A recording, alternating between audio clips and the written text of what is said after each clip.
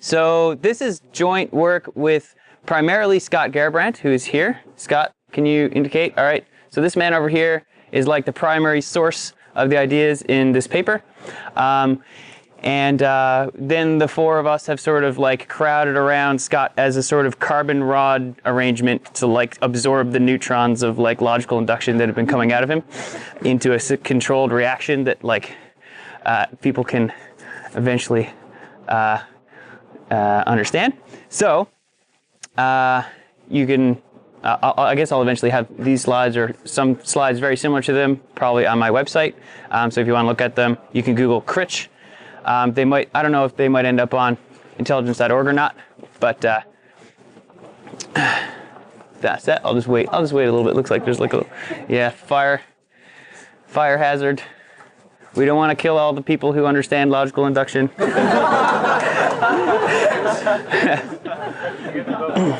Huh?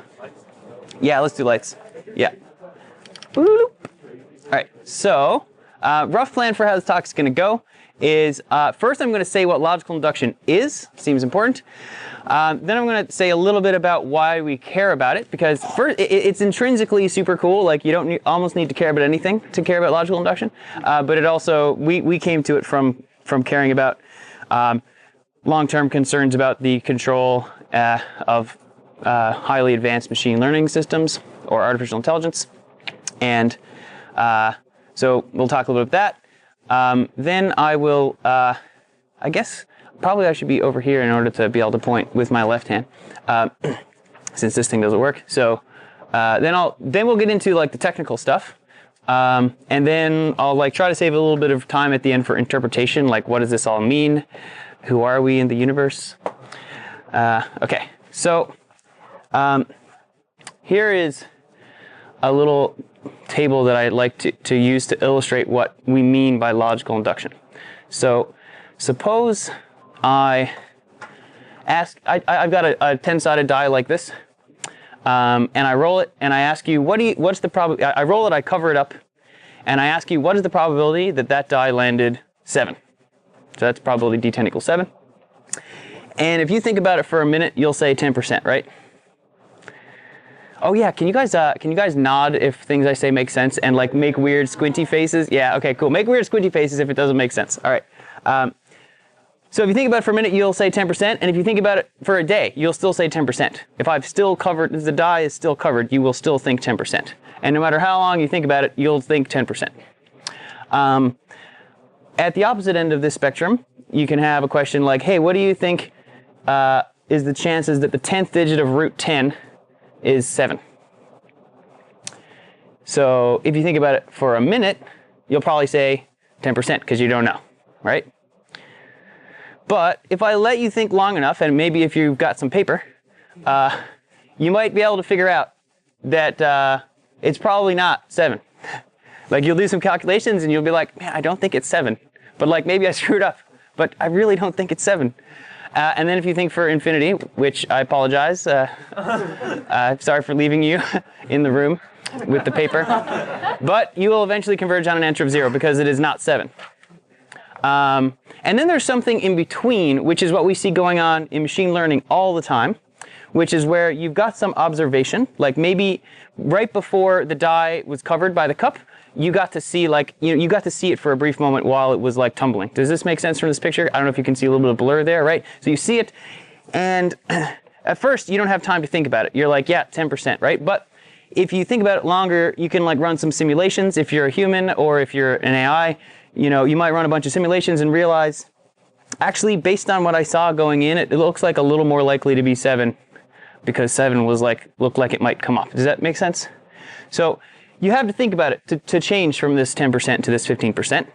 And if you thought way, way longer, maybe you could get it even more precise, but eventually it would like top out, like you maybe still don't have enough information about like the shape of the table under the cup or something. So you still can never be quite sure how it ended up. So this is like a mixture. This is one kind of uncertainty. You could call it empirical uncertainty. And it refers to uncertainty you have because someone didn't tell you some information or you didn't observe something in the world. This is a different kind of uncertainty. It's uncertainty not because someone didn't show you something, but because you haven't had time to think yet. You're not waiting to do an experiment or see anything in the world to know the digits of root 10. You just need to think about them. And then this is something in between. You see something and you have to think about what you saw. Okay? So, probability theory, if you go on Wikipedia and look up probability theory, you'll see some axioms that tell you how these probabilities right here should relate. Once you've fully integrated all the information that is presented by your observations, there are certain coherence laws that probabilities have to satisfy. Like probability of A and B should be less than probability of A, right? Things like that. Or probability of A and B plus probability of A or B has to equal probability of A plus probability of B. Have you guys seen stuff like that? Right, so there's some rules that probabilities have to satisfy, but it takes a little bit of time to satisfy those rules. You have to think. You have to think about stuff to like figure out what your probabilities are going to be. And while you're thinking, you know, you might not satisfy all the rules. You need like some time to like get your shit together and have coherent thoughts. Logical uncertainty and logical induction is more about the horizontal movements in this table. So I'm going to refer to, so there's two interesting questions you could ask that are not answered by probability theory. One is that like what are like good ways for probabilities to change over time? Like what's the definition? Probability theory sort of tells you like the definition of like good coherent beliefs once you've thought about stuff. But what's the definition of like a good way to change your beliefs over time as you think? Accumulation of predictable information. So the interesting thing here is you're not accumulating any information. You've already accumulated the information right here when you've seen the snapshot, and now you're just thinking. So that's a really important distinction. Like the step from here to here would be accumulating information, or rather from here to here, right? Whereas in the information theoretic sense, information refers to an unobserved random variable, and here you've already observed as much of the thing as you're going to observe, and there's this other thing you have to do. Like so, you see the snapshot, and then you have to think to like process the information. Yeah. But then, did you misspeak when you said for snapshot 2, maybe you ran some simulations? Well, it depends on how you think, right? So maybe you think in simulations, maybe you think with some other heuristic, maybe you just write down some differential equation and just say, I don't know how you do it. Maybe you just feel, when you're humans, like just kind of feeling something out, like how does it look like it was going to fall? It's kind of like a simulation in your head. Yep. Oh, sorry, yeah. Do you have a way of drawing that dividing line between, say, the computing that gets you to having seen the blurry 7, like the photons to your mental representation, versus the line of now I have the information and I'm thinking about it? Yeah, you can draw the line, but the interesting thing is in our theory that we'll get into later, you'll see that you don't have to draw the line. Do you think that's fair to say? You can mix in, because when we start mixing in axioms with observations or something, we're not going to really talk much about it, but I think the answer is that you don't have to draw the line. So there's one question is like, what are good ways of probabilities changing over time when you're not making new observations, you're just thinking about stuff you've already seen? Okay, so what rules should these things satisfy? There aren't many rules in the literature or papers about like what's a good way of doing that. And another question is, obviously there's something intuitive about 50% being like a bad answer here, right? If I'm asking you to guess probability of a digit, you're going to probably use 10% until you've had some time to think about it, right? So is there some theoretical framework that we can define that would imply this intuitive judgment of ours that like, 50% would be like a dumb answer to start out with here, and like 10% would be a good answer to start with, right? And then you're still going to have to think to get to 0 or 100 eventually. Because this is completely determined by your observations. The answer is completely determined by things you've already seen. Okay, so does that make sense? This like logical induction stuff is about like, hey, what's a good place to start? And like, what's a good way to evolve your beliefs over time? When you're not getting new information, you're just processing what you've already seen. Cool? Yeah. Is it for the 50% thing, isn't that just the like equal outcomes, number of outcomes? Yeah, so you could say, if there's an equal number of outcomes, maybe they should all have equal likelihood, but should they? I mean, why not just have 7 is 50% likely to be true, and the other 9 are each, 50 over 9% likely to be true. Like, you need to make some argument, and you'd like to formalize that argument. We'd like that argument to be like written down in math, so we can do proofs about it. Cool. So that's what we're going to be talking about, and I like to say that Oh, well, we'll get to that. So the question is now, why do we care about this thing? That's the question is, how do we do the purple stuff? And why do we care? Well, the reason I care, and I would, different people at MIRI might have different nuanced descriptions of like why they care, but we want to reason about highly capable AI systems before they exist.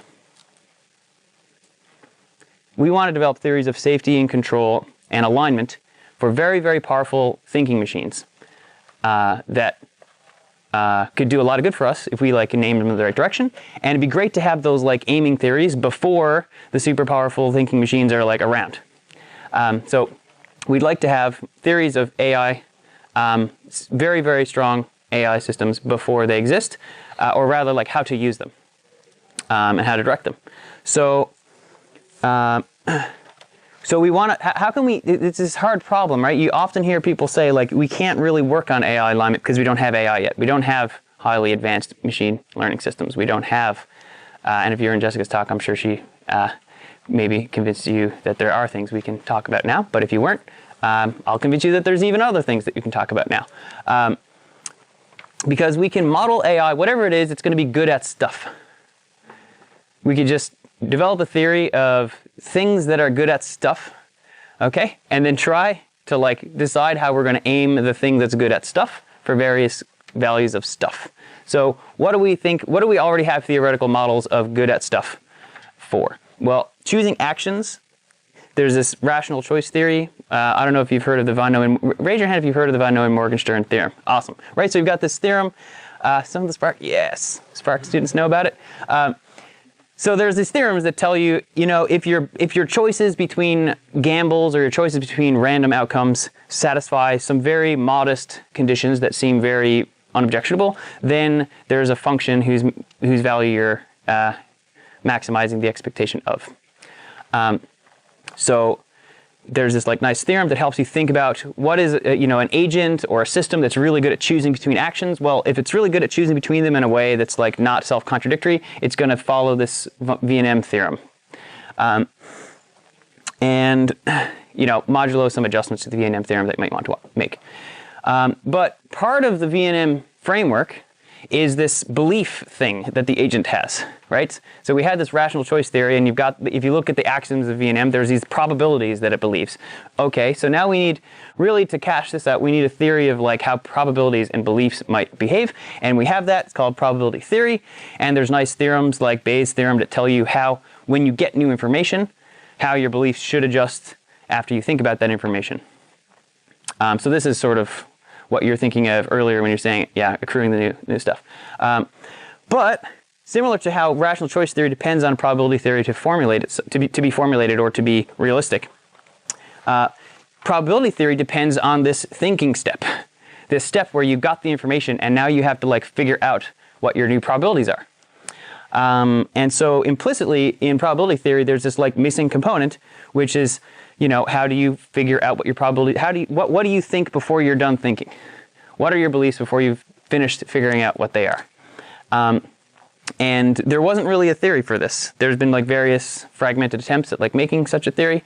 But we'd like to say an AI is going to be good at rational choices, it's going to be good at probability theory, and it's also going to be good at whatever the heck this purple stuff is. So we'd like to say we'd like to define good at purple stuff so that we have a model of AI before it exists. And there's all kinds of other features of AIs that we'd like to have models for, and this is just one such feature, good at purple stuff, good at logical induction. And so the way that we're going to use these words, logical uncertainty is like the state that you're in before you've finished figuring out the logical consequences of your belief, of your observations. So you are logically uncertain about the digits of square root 10. You know the definition of square root 10, so you know everything you need to know in order to logically infer the digits of root 10, but you're logically uncertain because you haven't finished doing the logic that you need to do to figure it out. Does that make sense? So logical uncertainty is the state that you're in, and then logical induction is how you deal with that state. It's how you refine your beliefs over time. Cool. So any questions about like what this means and like why we care about it? Before I go on to stuff. Yep. What if it's not that good at stuff? Would you not be concerned with it, but it's like better enough? You mean like a future AI system that's like not that good at logical induction? Yeah, so there's different ways. It depends on like the nature of the not good at it. So if you can say a particular failure, like a particular bias that we'll have, then you can say, okay, it's going to make these types of errors. But even to define a bias, you need to say what good judgment is, and then a bias by definition is like deviation from good judgment. So we can't even, like before we define good judgment, we can't even begin to start to talk about your question. Yep. Why hasn't this been developed already? Scott Garibrand was too young. I don't know. That's my answer. To be honest, I thought about this a lot in high school. I had lots of mathematician friends. It makes sense, like when you're seeing some talk about the Goldbach conjecture, you know, when someone says like, oh, we discovered like this new class of numbers that are all expressible as sums of primes, right? Your belief in Goldbach conjecture goes up, right? But like, how much should it go up? Right? You've observed no new empirical information. You knew what primes were. You knew the definition of addition. So logically, Goldbach, unless it's independent, is just a logical consequence of stuff that you know. Nonetheless, you go around adjusting your beliefs about it in response to other like, you can think of the mathematical community itself as like an algorithm that's like proving stuff and discovering stuff, and it's like updating its like intuitive beliefs about stuff. And mathematicians, a lot of my friends in math at some point have this crisis of like, what are we doing? Like, what are the principles we're following when we have these like fuzzy beliefs about which theorems are true or false before we even prove them? So then you go through this crisis of like trying to define what are the good principles for like having your beliefs about conjectures, and then you give up because you're not Scott Garibrand. So this happens, and anyway, one day Scott Garibrand doesn't give up, and we have logical inductors. So you could try to define what does it mean to be good at the purple stuff, good at the at refining your beliefs while you think about them. And a lot of people have thought about this before. There's various criteria in the literature that sort of gesture at like, well, here's one property that we expect good logical uncertain reasoners to have. We want them to be computable. We want them to be we want them to eventually satisfy probability laws after they think for a while. So if A implies B, eventually we want the thing to have probability of A less than probability B. So there's all these other properties. I'm not really going to get into them because we'll see them in a lot of them in finer detail later in the talk. But I just want to sort of point at, you know, since really at least as far back as the 40s, you've had people talking about criteria for good logically uncertain reasoning, and but they're sort of informal, kind of like you're saying, like, oh, like, you know, equal, like bunch of outcomes should all be equally likely until you've had reason to think otherwise. But you have to figure out first of all that the outcomes are mutually exclusive in order to even apply that. So there's some thinking you need to do first. And so part of the progress that we've made is we've adopted a formalism where we can state versions of a lot of these properties and then check if they're possible or not. Or we can prove that they are, or prove that sometimes they're mutually incompatible. So that's already a step forward, is just the framework of talking about a common language. We're talking about all these sort of like informal approaches or different formal approaches to logical uncertainty in the past. And I think there's lots of interesting questions about applications, like how we're going to use this. And I'm going to defer those until after we've concretely seen the math, because it'll be much easier to like point at the object once we've seen some math. I guess I've already had. Are there any more questions about just like what the logical uncertainty thing is? I think we've had a bunch already, so it seems good. Okay, so I believe now my slideshow is going to tell me to switch to Beamer, where I can do math. Whoa, that's the wrong. Here we go. This is a talk I gave at Spark.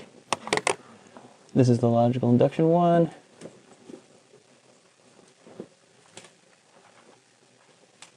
Okay. So the way the technical part of the talk is going to go is I'm going to formally state the definitions of logical induction and some desirable properties of it. We're going to talk a lot about the properties. We have an algorithm and a criterion that implies a bunch of nice properties, and the algorithm satisfies the criterion, so that's nice. And I'll talk about those. And And then I'll talk about formalizing the criterion, which is actually requires more definitions than talking about a lot of its properties. We'll talk about the algorithm a little bit, maybe time permitting, and then I'll switch back to PowerPoint and talk about like some conclusions. So let's get to the formalizing.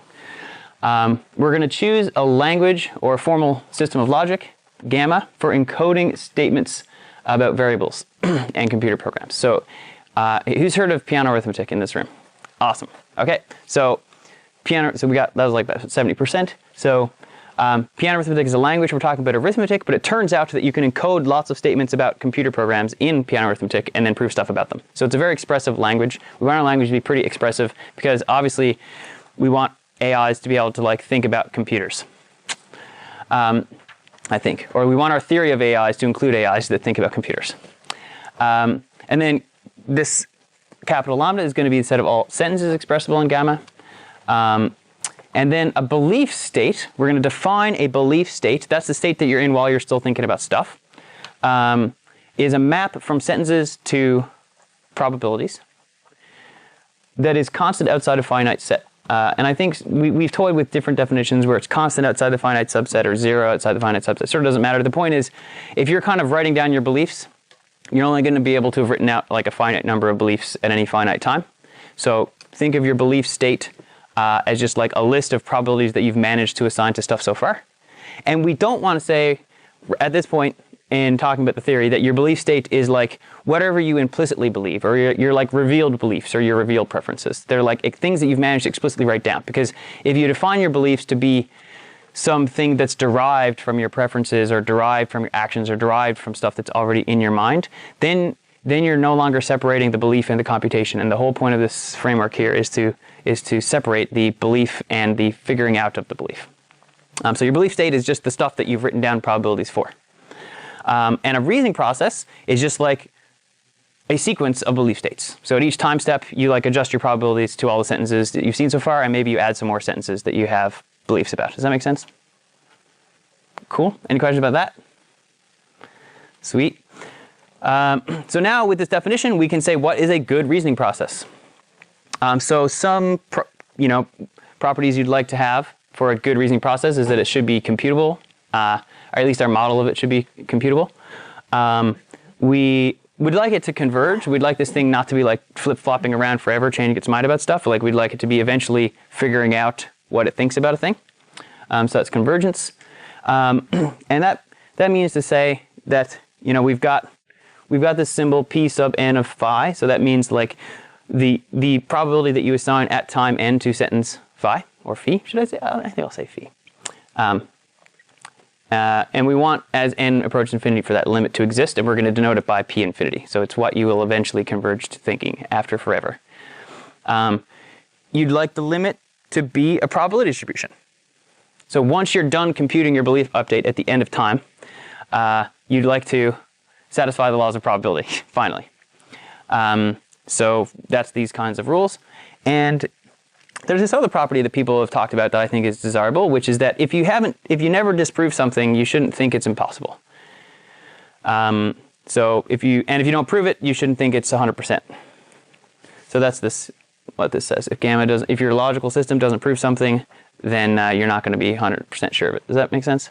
So these are some nice properties, and in fact, we knew before Gare-Brandt induction that these properties could be satisfied. A guy named Abram Dembski had an algorithm that satisfied these, and the paper that is sitting in draft form on that table right there shows that those properties are related. So there's a single property that I'm going to call the Gare-Brandt induction criterion, which implies all four of them. So that's kind of nice. It means that it's like intuitively, we were just, as humans, just kind of generating these desirable properties, right? And you might think that the only thing they have in common is that humans want algorithms to have them. But they have another thing in common, which is that they follow from the Gare-Brandt induction criterion. And that sort of validates us as intuitive generators of criteria, that we managed to generate a sort of coherent set of criteria to be satisfied. Us as in humans, like all the people who've been working on this field. It also shows that the properties are feasible because we have an algorithm that I'm going to call Logical Induction Algorithm 2016, or LIA. And I'm putting the 2016 in there because, like, you never know, people are going to update these things. People might pick this up after we're done with it and make it better, and I don't want to steal the name logical induction algorithm forever. Someone else might make it better. So we know that those things are feasible, and also they're extensible. There's a bunch of other awesome properties that follow from the Garibet induction criterion and are therefore satisfied by the algorithm that we have. So that is the deal. That's like what's going on here. We got an algorithm that does the purple stuff good. Okay. So here are some properties that the algorithm satisfies. It's actually faster to state the properties of the algorithm than it itself, or even the criterion. But we'll get to the criterion. I just want to it's kind of like before I start giving you this like big fat definition of an algorithm or a criterion. It's nice to like care, right? So let me tell you what properties it has. I don't think you should care what the definition of the algorithm is, or the criterion, before you know what properties it satisfies, because otherwise you'd be like, whatever. So there's this non-dogmatism property, which is that it's like a stronger version of the dogmatism property from earlier, which is that if you have any algorithm that outputs sentences, and it outputs this like infinite list of sentences that are consistent, so no pair of them are contradictory or contradictory with the theory gamma, then there's actually some constant such that all the sentences in that sequence are above probability epsilon. So it's stronger than the earlier property. And here's another strengthening of the earlier property, which everyone loves, Kolmogorov complexity. You can actually say for a given sentence, if it's never disproven, then its probability is going to be at least some constant times 2 to the minus its complexity. So there's a nice relationship between how complicated the thing is and how likely it is. And that's why we call it the Occam bounds, because Occam is the Occam's razor. You should, if something's real complicated, you shouldn't believe it. Well, that's not quite right, because of a real complicated disjunction, you should totally believe that, right? real long disjunction is probably true. So you need to amend it a little bit. There's some relationship between complexity and believability, and like this is probably the good relationship that you want. And again, these are all talking about the limit, right? These are all talking about the probability distribution that our algorithm will converge to. We're not yet talking about what it thinks along the way. Yeah, question? Sorry, is that sharp? Do you know? Is it sharp? No. Like, well, there's a. You don't have an example that I mean. So there's a C here. Yeah, I'm sorry. Yeah. So I guess you could take the supremum over all C such that this is true, and then it would be sharp. Like the C we can prove it for is probably like not sharp. Than, like, Yeah. C. Right. Yep. Yeah. Any other questions about these properties? Actually. Cool. Where did I? I gotta rearrange something because this phone over here should totally be in my left pocket, where my left hand goes. All right. So there's some nice properties. Now here's where it gets exciting, because people have been wanting like math to understand math for ages. Like Hilbert was like, hey, can we like put math on a mathematical foundation? And Gödel comes along and is like, no. And then Pudlak comes along and says, sort of. I don't know if you're familiar. So there's some results that say that logic can sort of believe that it's like sort of trustworthy up to a certain bound. But I think that, well, yeah, these are real cool. So our logical inductor, as we'll call it, or our Garibet inductor, is going to believe, it's going to come to believe in the consistency of the logical system that it's using. So if we define con n is there is no proof of contradiction using n or fewer symbols in our logical system, then eventually at time step n, our Garibet inductor believes any algorithm satisfying the Garibet induction criterion is gonna believe in the consistency of gamma up to that point. And in fact, there's a stronger claim, which is I'm going to call belief in future consistency. You can actually choose any computable function. So it could be n to the n to the n to the n to the n to the n, whatever, some crazy function. Eventually, on time step n, our reasoner is going to believe that gamma is consistent up to proofs of length f of n. So this is like an extremely strong belief in consistency, that you can basically pick your favorite computable function, and our algorithm is going to believe in consistency up to that function. So it's very, very strong. And you can view this as self-reflection or reflection on the deductive process that it's using. But here's a more explicit self-reflective property. This is basically, it knows what it knows. So at time step n, for large n, at time step n, a Garrabrant inductor knows what its own beliefs are. So roughly speaking, if you have some sequence of sentences that are, I'm going to call this polytime generable. In fact, I've got a definition. We're going to elaborate on this in a later slide. But it's like you have an algorithm that takes in n and spits out a sentence in time polynomial in n. So you've got this polytime generable sequence of sentences, and at time step n, our inductor is going to, if its beliefs are like kind of squarely between A and B, like A and B, between A and B by like this epsilon margin, does that make sense? It's like forgivingly inside the AB interval. Then it's going to know that its beliefs are actually inside the AB interval with very, very high probability. It's going to be like almost complete. So it's kind of like saying, if it's between 89 and 91% sure of the Riemann hypothesis, then it's going to be 99.99% sure that it is between 89 and 91% sure of the Riemann hypothesis. It can be quite certain of what it thinks. Yep. Sorry, asking a question, but when you say no, is that like has a representation of in the algorithm? Yeah. No, it has written down. Okay. On time step n, it has written down, this is my probability already. So that includes like the regressive form of I know A, I know that I know A, Yeah. I know that I know that I know. Yeah. Yeah. How do you deal with that? So at any finite time step, it's only going to have regression up to a certain n. Yep. But like, yeah, at time step large n, it's going to know that it knows some finite number of nodes. Yeah. Yeah. Great question. And so now, when you get self-reflection like this, you've got something that believes in its own consistency. You got something that knows what it knows. This is like ripe, fertile soil for like paradoxes, right? We can, so we should all be getting nervous. But in fact, this thing has like a very strong systemic immunity to the liar's paradox. You can find a sentence that basically it's equivalent to saying, our Garrabrant inductor doesn't believe me.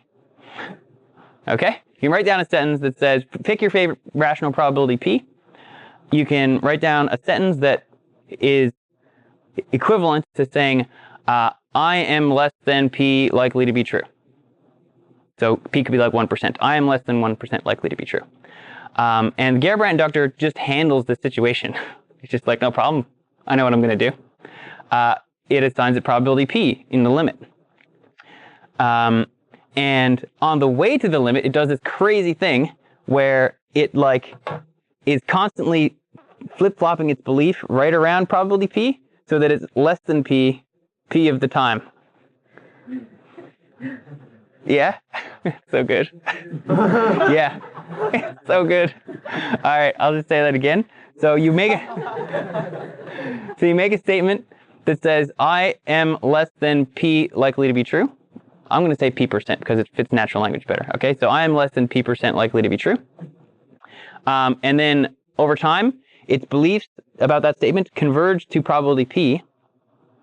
But they like over time, they like oscillate just around P so that they are actually less than P% of the time. And they're actually, so it works out. Yeah. So you don't get a paradox, and it's awesome. I just cannot. Yeah, in fact, people are already like seeing what happens when like agents that try to make themselves unpredictable by like trying to, like you can make an agent from a Garrabrant inductor that tries to make itself unpredictable by first trying to predict its own actions and then having a plan that if it can predict its own actions, it will do the opposite. And by virtue of that counterfactual plan, it can't be predictable. And then you get random behavior. Okay, anyway, it's real cool. So liar's paradox resistance is real cool. And moreover, you can go so far as to say that this thing kind of trusts itself. So this is another, these are properties like that MIRI has been sort of pining for like years, just like how can we have a model of an agent that like trusts itself, trusts its future self, understands itself, knows what it knows, etc. And this algorithm just like does it all. So it trusts its future self in the following sense. We have a result that is roughly interpretable in quotes. Those are human quotes, not Gödel quotes. These are the Gödel quotes. And those are the human quotes. So we have a result that roughly says that the that should be a sub n there, apologies. But the probability at time step n that you assign to a statement phi sub n. Again, sorry, I'm assuming that we've got this sequence of polytime generable sentences. And I'm going to harp on the meaning of those, I think coming up soon, yeah. And the next slide is going to like harp on how important that polytime general thing is. We got some sequence of questions we're asking the inductor that's polynomial time generatable or generable. And roughly speaking, it has some property like this, that the probability that it assigns to phi, given that its future self, so f of n is some large number, given that its future self assigns probability at least p, is at least p, asymptotically. So this is like saying, if future me thinks that we're 90% likely to live on Mars, then I'm 90% likely to think we're going to live on Mars, because future me is smart. He's had more time to think. So conditional on future me believing X, I believe X. Yep. Given that you don't know what future me is going to believe, what explanatory power, why? Right, so why is this, so this property is good because you want this thing to be able to reason about hypothetical actions it might take. Like, right? Like if someone says, Critch, don't go to Berkeley because the cognitive science department is going to like suck you in and you'll never do math again.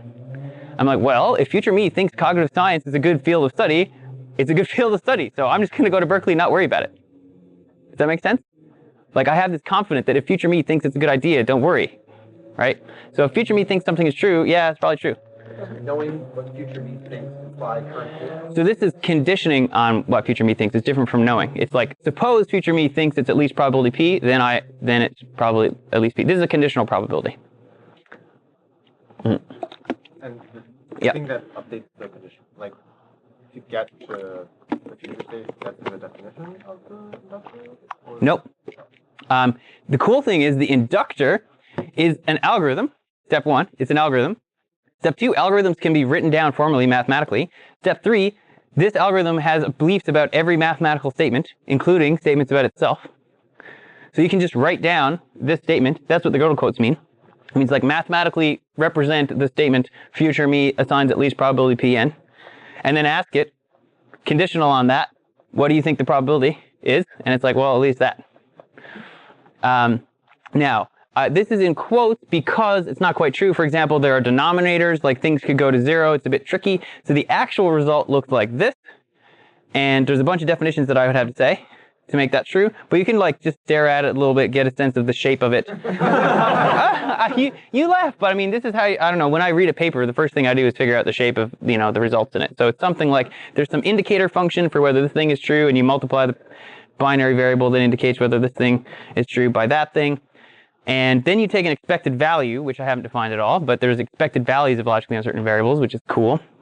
So anyway, there's some kind of future trust thing going on here, which is really great because we really wanted agents that can like reason about their future, and like these hypotheticals where it thinks its future, like it's not gonna try not to go to Berkeley because it's afraid of getting sucked into cognitive science. It's gonna be like, well, future me thinks that's a good idea. It is.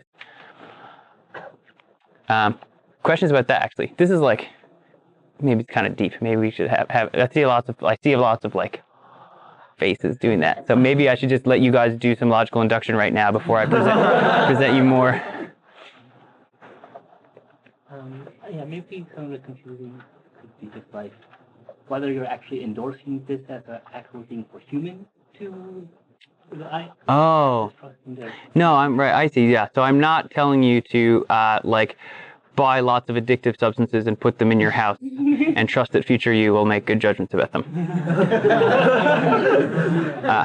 Thank you. Yes.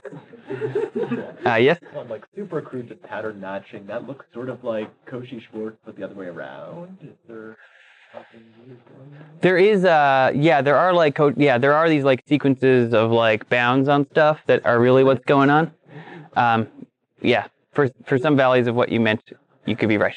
Yeah. Like you can think of that as like Bayes' theorem, where the denominator has been multiplied. Well, not Bayes' theorem, but like the definition of conditional probability. Yeah, and you like multiplied this thing over. Okay. Yeah, but again, I just wanted to let you stare at it. If you want to know more, you have to go to the paper. It's right there. Okay, so that one probably I don't know quite yet. I was at a math camp with these guys, so I don't really know what's in the abridged version yet, because it got cut down while I was like away. But you notice I keep bringing up these like polynomial time generable questions, right? So hopefully you care now when I give you this definition, because you've been like irritated with it for a while already.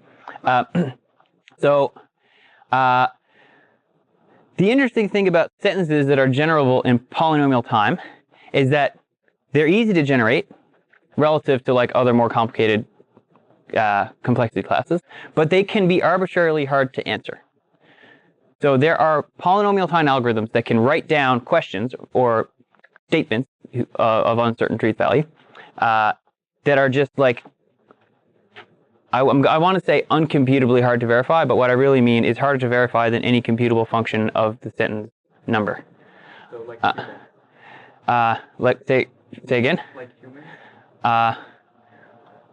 I don't know if humans were generated in polynomial time, actually. That sentence might in fact be an example. Well, I don't know if you use polynomial time to generate it. An example would be like busy beaver of n is greater than 1, busy beaver of n is greater than 2. Well, here's one. Here's an example in the next slide. So if you let g of n be the statement, there is no proof of g of n in fewer than f of n characters. Pick your favorite giant function f, okay? And then make a sentence that says, this sentence cannot be proved in under f of n characters for each n. Now, you might wonder, how can you make a sentence that refers to itself? That's a trick called Cantor's diagonal lemma. And actually, there's a version of it that lets you have this parameter n in it. So just trust me, you can look up in Boulos. There's ways of like actually writing down sentences that are provably equivalent to these self-referential predicates. And you can see if gamma is consistent, it's not going to be able to prove this in fewer than f of n characters.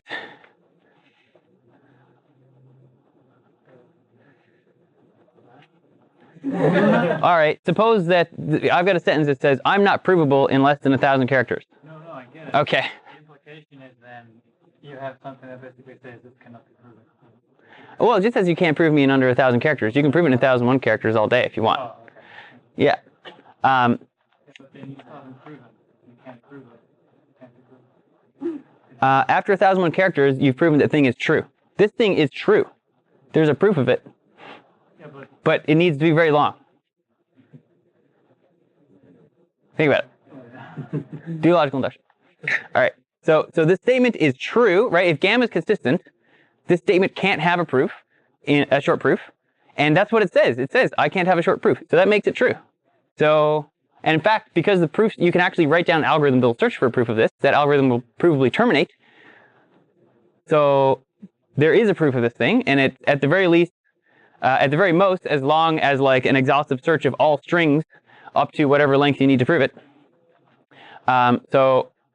Which is not f of n, could be much bigger than f of n. But this thing has a proof. It's true, but its proof is crazily badly long. Does that make sense? But it's very easy to write down. You write this down in log n time. You can actually write down a template for this sentence and just like keep substituting in longer binary strings for n, right? And then this thing just gets crazily hard to verify. And you can roughly see that. So nonetheless, we have this amazing property called provability induction. And provability induction says that if you can generate questions, if you can generate statements in polynomial time that are provable, it doesn't matter how awfully long their proofs get, a Garrabrant inductor is going to catch up to your sentence generator and start believing the sentences as soon as you generate them.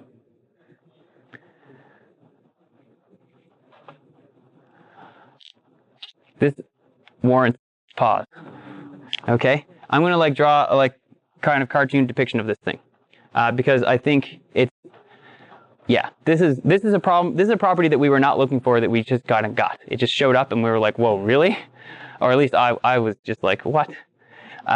So we've got our sentences, phi sub 1, phi sub 2, phi sub whatever, and they're all provable, but we're just like crazily badly long proofs. So at time step 1, imagine our Garrabrant inductor looks at sentence number 1. So imagine the Garrabrant inductor is running along over here, and like Ramanujan is like running along over here generating his super hard to verify conjectures. Okay? And Ramanujan spits out phi sub 1, and Garrabrant inductor is like, man, I don't fucking know. 50%. I don't know if that's true. So then at time step 2, it still has a belief about phi 1, and it's like, I don't know. It's hard. I don't get this thing.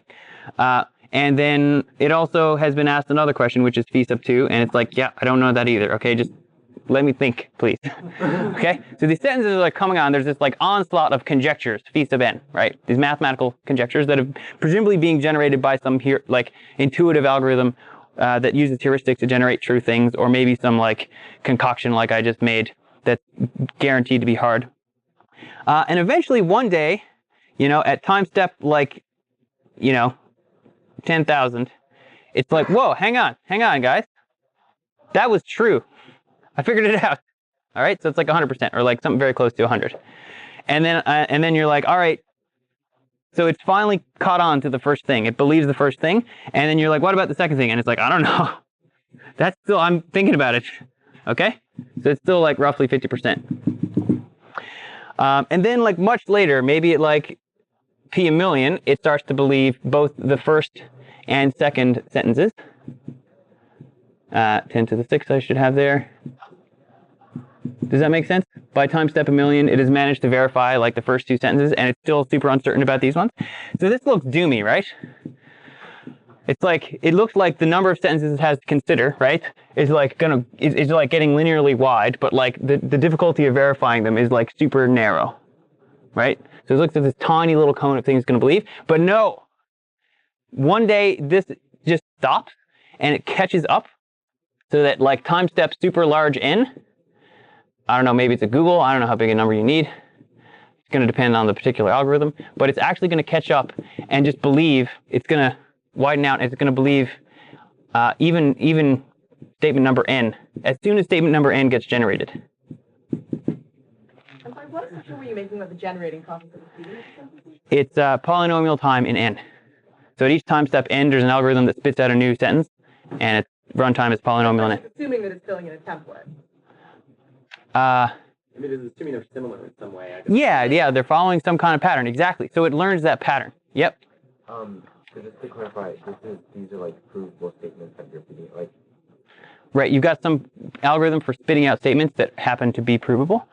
They're not quite they don't have to be quite a template in the predicate sense. Like they don't have to be a first order predicate with an n in it, and you keep plugging in different n's. The nature of the sentence could look very different, but they do have to have something in common, which is that there's a single polynomial time algorithm that's generating them, and the point is that it catches on to that pattern. If there's a pattern that it can catch on to, then it does.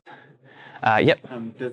Does it automatically assign the last one 100%? Like very close to 100%. Okay, but not actually 100%. Yeah, for every epsilon, there exists a large n. It's not like eventually always. Yeah, well, this is the statement right here, right? So for every epsilon, there exists a large n, such that on time step n, it assigns probability very near 1 with an epsilon. Yep. So does your inductor like know that it's being like? Wait, so it doesn't. No, it doesn't know that someone's out there with an algorithm. It might. Induction. Yeah, it figures it performs induction. Yeah. Yeah. Unfortunately, mathematical induction was a term already taken to refer to deduction.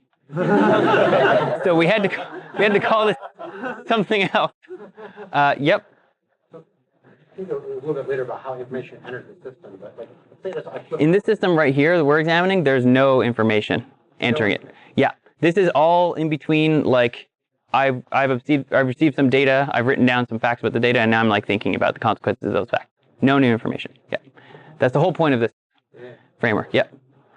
You could make modifications where you like throw in extra information while thinking, and that'd be like future papers, but like we're well prepared to like have versions that do that. Yeah. So does all of this apply only when the poly time general sequence Are all true statements or proof? When they're all provable. Now, great question. So what happens if like half of them are provable, right? Yeah, so it does a great job then too. So let me get to that. So we're going to have lots of limits. So we made this notation. This sequence is like roughly the same as this sequence, means that their limit difference is 0. This is a common notation for asymptotics. This one's like roughly bigger than that one if asymptotically the limit of the other one minus the first one is, or second one is 0 or more. So the situation where the inductor catches up to the pattern that's generating the questions, we're going to call that assigning its beliefs in a timely manner. Like this is the timely belief, you know. At the time that you might ask it the question, the belief it assigns at that time is its timely belief. It's the one that it managed to generate on time when the question is made. Who's the next person in this room, by the way? I'm not sure. You have about 8 minutes. I can look it up deeper. Cool. Thanks. So there's this another cool property, which probably this will be the last cool property that we'll be able to say in detail, but it says if you have a polytime generable sequence of statements, then if the logical inductor is going to converge to some pattern of probabilities that it assigns to those statements that is also polytime generable, then actually you don't have to wait till infinity. It's going to start assigning those probabilities in a timely manner. So anything that is any polytime pattern that it's going to believe at time infinity, it's actually going to believe along this diagonal here eventually. So you can prove lots of cool stuff by first proving it using p infinity and then saying, and now there's a large n where it works. So now I have to. 4 minutes, there's a 40-minute break. Cool. And if you want to take more questions, you can go to the Poly West room. Great. So what I'll do is I'll conclude in such a way that people feel comfortable leaving the room for a break, and then I can stick around during break and answer more questions. So. Take people to the Poly room. Oh yeah, we can't have break in here? No, because they can come and set up the next thing. Got it. Makes sense. You just migrate. Makes sense. I'll just bring my laptop. All right. So you know, there's this question of like what happens if half the sentences being generated are true. We have theorems that say, you know, that it at least does well. So it might actually figure out which ones are true. So it doesn't have to say 50%. It just says these ones are true and these ones are false. But if it can't do that, then it says 50%. And we need to define what it means to can't be able to do that. But if it can't figure out the pattern and it falls back to using probabilities, it learns to be coherent. We had a theorem that says that it's coherent at time infinity, meaning it satisfies the laws of probability theory. But actually, you can write down what it means to satisfy a law of probability theory and show that it approximately satisfies laws of probability in a timely manner, like on this diagonal for large n. So there's a bunch of nice properties. They're in the paper. They're going to be more and more papers. And so the formalization of the algorithm is basically finance. You just make a stock market of traders that are betting on the sentences, then you imagine that market, and then whatever the market believes, you believe that. So the algorithm is actually very simple, and the criterion is very simple to state, which is part of what makes it so beautiful. It basically, the Garrabrant induction criterion, the single criterion that implies all those myriad lovely properties, basically there's some definition of trader, which warms my heart because I used to be a trader. And it says that you are good at logical induction if any trader who's not willing to plausibly risk losing more than a bounded amount is not going to be able to make infinite money from you. So if you walk up to a Garrabrant inductor and you promise yourself you're never going to risk losing more, like going negative $1 million in debt, if you promise yourself that, you're not going to make $1 million betting against it. That's just the definition. And from that one definition, you get all those amazing properties. So pretty cool, I think. And we have the algorithm. I think it's a financial solution to the computer science problem of metamathematics.